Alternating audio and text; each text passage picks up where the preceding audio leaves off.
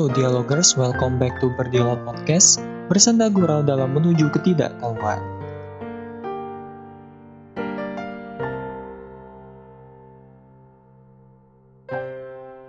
COVID-19 banyak memberikan dampak yang begitu besar terhadap segala sektor. Salah satunya bertebaran di media sosial terkait masalah KKN di rumah aja alias online. Atau belakangan itu ada trending menggunakan hashtag KKN di desa masing-masing gitu. Mungkin ini sedikit berbeda dari tahun-tahun sebelumnya yang memaksa kita untuk terbiasa melakukan segala aktivitas di rumah aja. Pastinya ini menuai banyak komentar sih, terkhususnya bagi teman-teman yang menjalankan KKN tahun ini. Menarik untuk dibahas mengenai KKN di rumah aja, karena sebentar lagi mahasiswa yang udah semester 7 nih, terutama bakal ngelaksanain yang namanya KKN. Gue sempet riset juga ngeliatin perkembangan atas kebijakan yang dibuat setiap universitas terhadap pelaksanaan KKN di rumah aja ini. Ternyata hampir secara keseluruhan sih melakukan hal tersebut, termasuk kampus gue juga di rumah aja gitu. Mungkin bagi teman-teman yang universitasnya melaksanakan KKN di lapangan, ya bisa komen di bawah sih di kolom komentar, karena penasaran juga sih, ada nggak ya kira-kira universitas yang ngejalanin KKN turun ke lapangan di masa pandemi ini. Jadi, kembali lagi di podcast kali ini, di episode 3 Berdialog Podcast, gue akan mencoba untuk membahas dan mengangkat tema tentang KKN online. Asik nggak sih? Karena ini kali pertama mungkin untuk melakukan KKN seperti ini, sehingga menarik untuk dibahas. KKN, apa yang di benak teman-teman ketika mendengar kata KKN? Ya, banyak sih mitos-mitos yang ada di KKN ini sendiri gitu. Nah, KKN banyak orang yang bilang itu kayak ruang cinta yang terfasilitasi nggak sih? Kebanyakan orang bilang kayak gitu, karena mungkin dari pengalaman-pengalaman angkatan sebelumnya ya, banyak yang merasakan cinlok di tempat KKN. Ya, kenapa hal itu bisa terjadi? Banyak spekulasi sih persoalan itu, karena mungkin ada beberapa alasan juga, kayak banyak menghabiskan waktu bersama lah, terus kayak dikasih perhatian lebih lah sama ya satu camp gitu, dan lain-lain.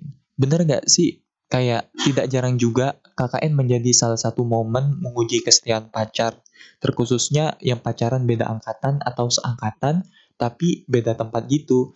Jadi kayak mereka melaksanakan hubungan jarak jauh atau LDR gitu. Harap bersabar mungkin bagi teman-teman yang menjalankan itu, karena itu merupakan sebuah ujian ya. Apakah ada yang kandas hubungannya karena momen KKN? Apakah benar bahwa yang istimewa akan kalah dengan orang yang selalu ada? Gimana? Wah, sayap-sayap burung pun patah mendengarnya. Gak apa-apa. Semoga yang patah tumbuh, yang hilang berganti ya. Lekas membaik. Wah, sudah jauh aja nih bahasannya mengenai KKN. Udah sampai cinlok aja. Sorry, mungkin dari kalian semua yang mendengarkan podcast ini, ada yang belum tahu nih apa itu KKN. Nah, bagi yang belum menjalankan KKN tahun ini, semoga ini jadi bekal untuk ke depan nantinya ya. Dan bagi kalian yang masih sekolah, itu bisa mengerti lah sedikit mengenai dunia kampus gitu. Nah, apa sih KKN itu? Ya, KKN itu singkatan dari kuliah kerja nyata, yang biasanya dilaksanain di semester 7 bagi para mahasiswa nih. Kegiatannya itu banyak, kayak melakukan pengabdian kepada masyarakat gitu, kerja sosial. Jadi, apa yang teman-teman pelajari selama di dunia kampus, disinilah teman-teman untuk menerapkan apa yang telah didapat dan membagikannya ke lingkungan masyarakat. Dan banyak sih aktivitas yang dilakukan selama KKN, kayak bikin tempat pariwisata lah, atau mengedukasi lah. Pokoknya dapat membangun perdesaan yang kalian pilih. Nah, biasanya berkelompok-kelompok gitu, berisikan beberapa orang dalam setiap kelompoknya, dan memiliki program kerja juga. Jadi, itulah kegiatan yang bakal kalian lakuin selama KKN berlangsung. Untuk pelaksanaannya sendiri itu mungkin tentatif ya, maksudnya dari setiap universitas itu beda-beda. Ada yang 40 hari, mungkin juga ada yang kurang bahkan lebih gitu. Kembali lagi, tergantung kebijakan setiap kampus ya. Contoh kayak temen gue mungkin ada yang di Bandung itu kira-kira beberapa bulan. Nah, kalau di daerah gue di Bangka Belitung itu cuman 40 hari kalau di Universitas Bangka Belitung gitu. Nah, KKN menjadi salah satu momen yang bakal teringat dalam sejarah hidup. Ini nih, bagi teman-teman yang sering mendengar KKN dari kakak-kakak seniornya, mungkin sering mendengar mereka bilang kalau ya KKN menjadi salah satu momen yang bakal teringat dalam sejarah hidup kalian. Karena bagi kalian yang para mahasiswa, mungkin bakal ngerasa kalau KKN adalah waktu terindah semasa lo ngampus. Namun sayangnya angkatan tahun 2017 nih yang ngerasain hal yang berbeda dikarenakan kondisi yang terjadi saat ini. KKN online. Baiklah, asik nggak sih kira-kira KKN online itu? Sebelum gue bahas terkait perspektif gue terkait KKN online, gue bakal bacain dulu nih ada beberapa pendapat dari teman-teman Twitter terkait masalah KKN online. Nah, gue coba bacain ya satu-satu dari ini gue dapat dari Twitter sih, teman-teman gue di Twitter. Yang pertama itu gue sempat nanya pertanyaannya itu asik nggak sih kira-kira KKN online itu? Dan ini menuai beberapa komentar dari yang pertama itu dari @ayesha_ic. Enggak bisa cinlok. Ini sesuai yang gue bilang di awal sih. Karena kebanyakan orang yang KKN itu gak jarang juga mereka jadian di tempat KKN. Karena mereka satu tempat KKN gitu dan menghabiskan waktu gitu. Dan mungkin Ayesha ini salah satu orang yang mengharapkan untuk KKN lalu mendapatkan pacar gitu. Ya, masuk akal lah, logis lah. Terus yang kedua itu dari @mels S-nya 2. Aku kok nggak bisa ngebayangin KKN sistem online. Terus ada emot sedih gitu. Ya, mungkin ini kali pertama ya, kita melaksanakan KKN online yang biasanya itu kita di pedesaan, terus kita bisa berbaur kepada masyarakat, terus kita langsung turunlah ke lingkungan masyarakat itu. Tapi kali ini kita ya menggunakan sistem online karena memang gue sendiri juga belum bisa ngebayangin sih gimana maksudnya sistem online itu juga bekerja. Atau mungkin juga nanti ada momen di mana oke, kita pakai sistem KKN online nih, tapi nanti suatu waktu kita juga harus mengunjungi desa itu untuk melakukan hal apapun lah. Dan mungkin itu juga bisa dimanfaatkan sebaik mungkin untuk berbaur kepada masyarakat, biar esensi dari KKN-nya pun bisa kena gitu. Oke, itu dari Mels. Terus dari yang ketiga itu ada @labia_n_rossi. Nah, KKN nggak KKN kalau nggak tinggal serumah atau berbaur sama warga, ya sama aja gitu. Ya maksudnya mungkin eh ya KKN itu kan biasanya kita itu tinggal serumah tuh sama kelompok kita gitu. Ada 30 orang atau mungkin ada 15 orang kayak gitu. Dan berbaur sama warga juga. Jadi kita kali ini menurut Labian Rossi ini mungkin kita KKN tapi nggak berasa KKN gitu. Jadi kayak ada yang hilang gitu feeling yang sebelumnya dirasakan oleh mungkin senior-senior kita itu merasakan KKN, oke kita tinggal serumah terus kayak berbaur sama warga dan sebagainya. Ya mungkin ya itu sih yang perbedaan yang paling signifikan dari KKN tahun ini dan KKN sebelumnya gitu. Yang keempat itu ada Wowo 25. Semoga aja asik. Tos dulu yang KKN menarik karena sedikit berbeda dari komentar-komentar sebelumnya. Ya mungkin ini juga pelajaran sih bagi kita semua kayak walaupun kita KKN online, tetap bagaimana caranya kita ngebikin KKN itu asik pokoknya. Dan ya itu menjadi PR bersama sih. Semoga dengan KKN online ini nggak menghalangi kita untuk menjadi kelompok yang asik gitu di KKN kita tahun ini gitu. Nah, yang kelima nih, ada Permadi Didi. Kontribusi untuk masyarakat gimana tuh? Dan melihat masyarakat secara nyatanya gimana? Nah, ini juga yang tadi gue sempat bilang, itu mungkin di sinilah perbedaannya, gimana sih caranya kita melihat agar kita itu bisa berkontribusi nyata kepada masyarakat. Nah, biasanya kan itu ada kegiatan-kegiatan nih dari teman-teman semua yang ngadain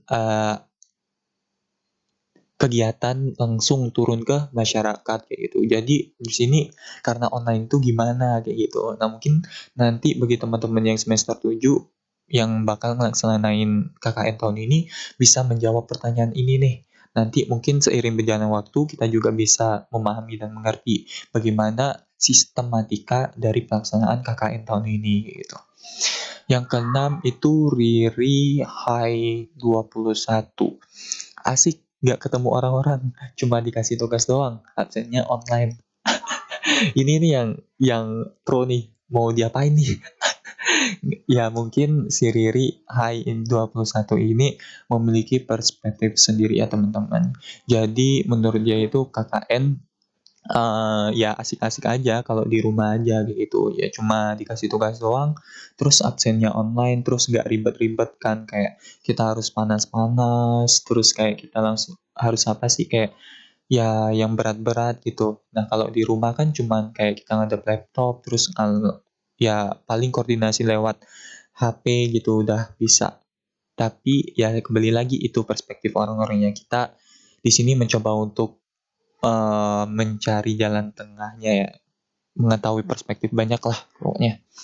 Terus dari Working Beach, KKO itu mah kuliah kerja online. Iya, udah berubah ya dari KKN jadi KKO. Nah ini ya kuliah kerja online. Ya mungkin untuk tahun ini berubah ya namanya jadi kuliah kerja online aja. Terus yang terakhir nih, gue bacain yang terakhir itu dari Rara Ins, S-nya 2. Katanya KKN online ngapain, di desa aja kadang susah sinyal. Nah ini nih yang jadi permasalahan juga, bukan hanya masalah KKN ya. Sebelumnya itu ada permasalahan ya kuliah online juga kayak gini. Kadang kita disuruh di rumah aja, tetapi kita seandainya yang tinggal di desa nih, kadang susah sinyal juga, jadi serba salah gitu. Nah ini juga gimana ya ngebayanginnya, gue juga belum bisa ngebayangin sih gimana KKN online itu. Terus bagaimana kalau teman-teman yang tinggal di pedesaan yang susah sinyal gitu. Nah semoga nanti dipermudahkan sih segala sesuatu terhadap KKN ini jadi gitu. Nah, mungkin itu gue udah bacain beberapa pendapat dari teman-teman semua terkait KKN online. Asik gak sih? Ternyata dari keseluruhan jawaban hampir 95% lah ya yang bilang kalau gak asik. Dan ada yang bilang asik nih. Mau diapain nih kira-kira? Gak ding, bercanda. Kan setiap orang beda-beda pendapat dan diterima juga harus. Tapi kalau gue sendiri itu dari beberapa pendapat teman-teman kayak relate banget sih sama apa yang gue pikirin sebenarnya. KN itu asiknya pas kalau langsung turun ke jalan atau ke pedesaan gitu, dan gak asik kalau di rumah aja. Sepakat gak? Karena hampir 2 bulan terakhir mungkin udah di rumah aja, dengan harapan KKN inilah yang menjadi momentum untuk melampiaskan hasrat keluar rumah. Tapi ya mau gimana lagi, kita tergantung perspektif teman-teman semuanya ya, kayak gitu. Sebenarnya banyak banget kisah-kisah atau momentum yang bisa kita rasain gitu pas KKN. Misalnya bertemu dengan teman baru, menemukan pasangan baru juga bagi yang belum punya, langsung melihat kondisi masyarakat di sana, lahirnya keluarga baru, memahami kebiasaan teman sekelompok, kayak gaya tidur, ngorok gak dia, mendengkur gak dia. Itu lucu sih, kayak semua hal bakal susah untuk dirasain pada tahun KKN angkatan 2020 ini.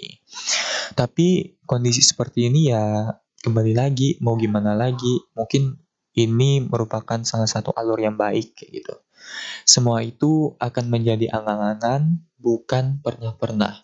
Namun, untuk teman-teman yang menjalani KKN tahun ini, stay positif, dan seharusnya menjadi PR juga bagaimana bikin KKN tahun ini gak menghilangkan momen-momen tersebut. Meskipun di rumah aja, semangat bagi teman-teman yang ngejalanin KKN.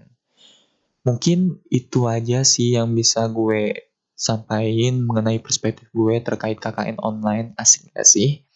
Dan oh iya, aku pengen ngingetin lagi nih bagi teman-teman yang pengen ngirim ceritanya nih tentang apapun itu, dan nanti bisa dibahas di podcast ini, itu bisa dikirim melalui email @berdialoger@gmail.com atau DM aja, nanti insya Allah dibaca kok. Mungkin cukup untuk podcast kali ini.